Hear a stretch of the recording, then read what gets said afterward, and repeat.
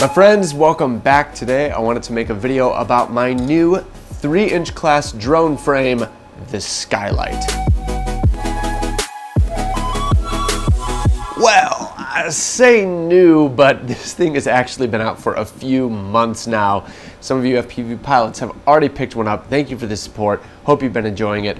But even though I'm super late on this, I still wanted to make a video about this because I'm pretty proud of the design, so I just wanted to talk about some of the thoughts that I put into it. Now you notice I've been saying frame, but I've got two things here, and this is actually the same frame. You can set it up two different ways. And when I started the design, this is what I had in mind: a 3-inch propped ducted drone. I wanted to make something that was more durable and more repairable than some of the other options out there. A lot of the other frames like this are designed so that most of the frame is one piece. It's like a monoplate design, which makes assembly a lot simpler, but if you end up breaking a piece on it, the drone is basically totaled. You have to do a complete frame swap. So I wanted to make something that was more repairable, something that you could swap out the bits that you might break, like the arms or the bits for mounting the ducts. So essentially, I took my 5-inch Skyliner design and tried to scale it down so I could have all the elements of the Skyliner that make it durable in a smaller package. So we've got individual arms that can each be replaced,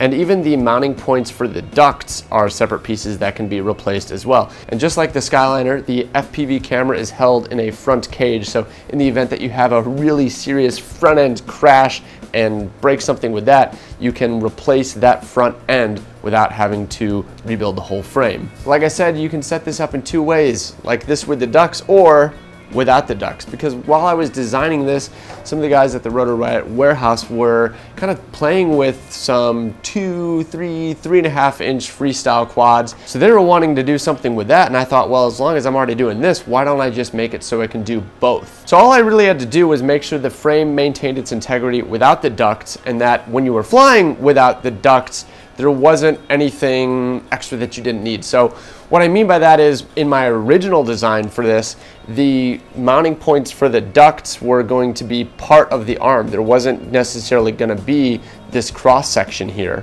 We split that off into a separate piece, and I think that works out a lot better anyway, because even with the ducts, these are the most likely things to get damaged, so you can just replace that. If you do break an arm, you can replace that. And that was cool because since I removed the little finger on the end of the arm, I was able to make the end of the arm itself look very much like the full Skyliner and have that big extended point, which provides some motor protection. With the ducts out of the way, you can step up from a 3-inch prop to a 3.5-inch prop. That's something I didn't even think about until we had cut the first run of prototypes. We just tried it out. It just happened to fit, and it makes a huge difference. So without the ducts on 3-inch props, this thing is a lot of fun, but it's pretty tame.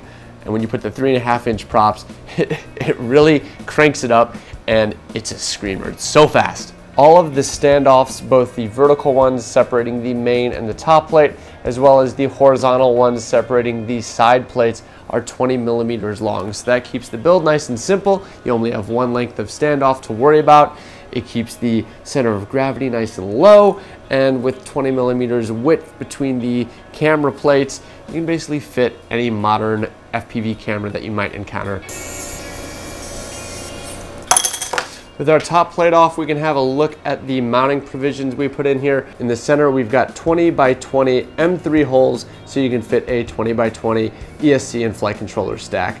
And in the rear, we've got 20 by 20 M2 holes, which is gonna be perfect for mounting a Caddx Vista. In my opinion, for this size frame and for the size of props that it supports, a 20 by 20 stack is more than enough to get the job done. I do know some pilots still like to run a larger 30 by 30 stack even in their 3-inch quads. So in that case, this frame might not be the best option, and there's a ton of other options out there, but I didn't want to compromise and make it larger than it needed to be. By only supporting 20 by 20 electronics, it allowed me to make things a lot more tight and compact, and I'm just really happy with how it came out. For mounting motors, we've got 12 by 12 M2 holes, which will support the 1507 size motor, which has been the go-to choice for this size frame, as well as the 2203 size motor, which has really been gaining in popularity. I've tried both of those size motors on the Skylight, and either one of them are a great option. I think it's just really fun to have one frame that can do two very distinctly different types of flights. So today we are going to go on 2 flying adventures. I've got the drone built up in both forms, both with and without the ducts. We are going to take the ducted Skylight over to the Rotor Riot warehouse so that we can fly it indoors, get some of that smooth cinematic flying, and then we're gonna find a spot where we can open up the 3.5-inch open prop Skylight and do some ripping. So with that, let's head on over to the warehouse. Alright guys, I made it out to the warehouse. I've got my Skylight all prepped and ready to fly. I've got a GoPro Hero 9 mounted up. I came here on what was supposed to be an off day, thought no one would be here, wouldn't be bothering anyone, but Jeff's here. What are you doing here on an off day, man? This is not working. Works out he's here because it's gonna make things a little bit more interesting just flying around, so we'll try not to hit him. Whoa, God!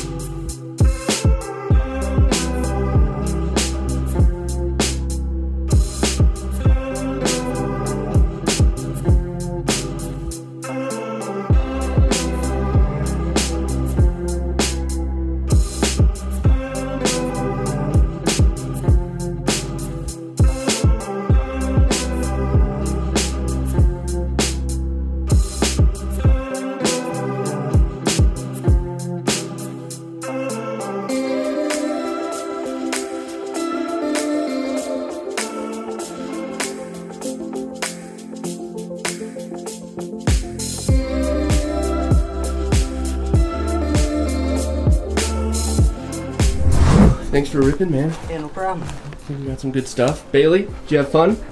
Yeah? Oh yeah. You're so excited. So excited. So all those clips around the warehouse I ran through RealStudy, which is a post-stabilization process where you like take the footage you recorded, run it through, and it adds extra stabilization. When you're flying a 3-inch ducted drone, you can only get it so smooth. Like really this is made to be safe to fly around inside and be able to bounce off things safely, but it's just not gonna be like super locked in. And when you're going for that cinematic look, like you really want things to be like as crisp and smooth as possible. And RealStudy's always been the best option for that.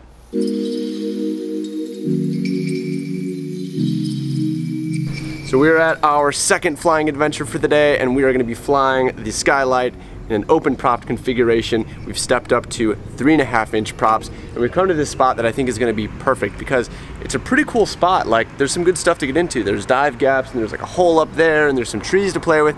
But overall, it's pretty small. So I have flown my 5-inch freestyle drones here, but it always just feels like it's like, whoop, and I'm on the other side of it. Like I just feel kind of cramped. So my hope is that the smaller quad is gonna let me still enjoy the cool obstacles, but scale things down a little bit so that this smaller space becomes effectively bigger and I can do a little bit more flow, get longer lines, and just have more fun without worrying about having such a big and fast quad in such a tight area. So like I said, without the ducts, we're able to step up to a 3.5-inch prop. It's gonna give us more thrust, it's gonna be really agile. But I do think that for doing acrobatics, a full-size GoPro Hero 9, it's gonna be a little bit too heavy. So instead, I'm running the DJI Action 2 camera, which is a lot more lightweight. That being said, I do have a full 1500 milliamp hour battery. I would recommend going down to a 1300, maybe even 1000, even honestly an 850 would probably be ideal This 1500 battery is just ridiculous looking on this thing, but it's kind of all I got, so we're just gonna send it. I think it's still gonna have enough power to have a good time though. So let's get this thing up in the air.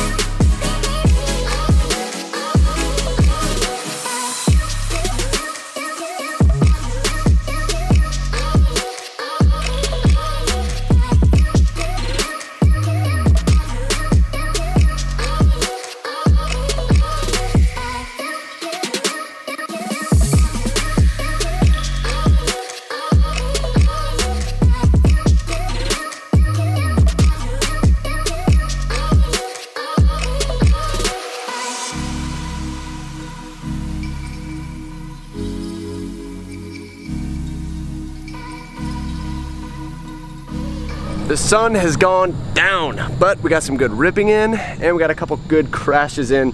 We ended up breaking 2 of the motors on the same side. One crash took out 2 motors, but I'm pleased that the frame didn't break. I wouldn't expect this to be like a super durable thing. Like my 5-inch Skyliner, I have no hesitation saying it's really tough. I mean, you can break anything, but that one's tough. This one I wouldn't expect to be quite as durable as the full Skyliner, just because everything's thinner and skinnier, but it ended up being pretty tough, especially considering we had a big honkin' 1500 on there. I'm happy with how that went. It seemed to have enough power. There were a couple times, I think I'll include the clips, where I was like, oh, I really had to work to pull out, and maybe even kind of like, you know, kind of stuttered at the bottom there. So if you are carrying a recording camera and a heavy battery, you're gonna have to work a little bit harder than you might have to with a 5-inch. But overall, I really enjoyed flying this here. Did exactly what I wanted, which is just to make this space feel a little bit bigger, and it just a little bit more carefree ripping around than I would feel flying my 5-inch here. So really happy with this. Anyways, I'm gonna get all this stuff packed up and we'll head back to my studio. All right, thank you guys for coming along. I'm so glad I finally got to make a video about my Skylight frame. really happy with how this thing came out. For ducted 3-inch flying, this is definitely going to be my go-to. It's got every feature I would want out of something like this. I think it looks great. As far as the open prop setup goes, I mean, it's no replacement for a full 5-inch freestyle quad, but it is a lot of fun. Makes getting a freestyle session in a little easier because it opens up where you can fly it safely. Do want to mention I've got a few small tweaks coming to this frame very soon. I've got a prototype of the new version right here. Up front, you can see I changed these side plates to work just like the Skyliner, where there is a 3D printed insert that the camera mounts to. On the original, the camera mounted straight to the carbon. I found that with the original style plates, some of those smaller cameras sat further back and you ended up seeing the frame in the FPV camera, and I didn't want that. So doing this with the 3D printed bits is just gonna provide even more flexibility so you can really dial in how you want your FPV camera set up. And the other change going on is I added 25 by 25 M2 holes in the rear, and that is to allow for mounting the new Avatar HD video transmitter system, which is a new thing that I've been testing out a lot. There's been a lot of talk about it in the FPV community. A lot of people are curious, and there's more information about that coming out very soon that I'm excited to be part of getting to share with all you guys. But other than that, no real changes. I'm not even calling the new design a V2 or anything because the changes are so small and all the pieces are completely interchangeable. So if you already have a Skylight, or even if you get one now and decide later on that you want to try out the Avatar system, or just want to upgrade to the new pieces, no problem. Just send an email to Rotor Riot support and we'll hook you up with a discount on the new pieces. The only other thing I was considering doing was coming out with some optional braces to go between the front and rear arms when running an open prop. So a set of braces that don't have the fingers for mounting the ducks and are just for providing some additional strength. I don't know if it's really necessary per se, because I mean, we just beat this thing up over a concrete parking lot and it held up perfectly fine, but it might be a cool optional accessory to just add some more rigidity and durability. So for those of you guys flying this in the open prop configuration, if that's something you'd be interested in, just let me know. And let me know if there's anything else you can think of to do this. I really just like how flexible this platform is, and it'd be cool to just keep coming out with different ways to tweak it and mix it up. All right, thanks again for tuning in. Remember to always make time to do the things that you love, persevere, and I'll see you next time.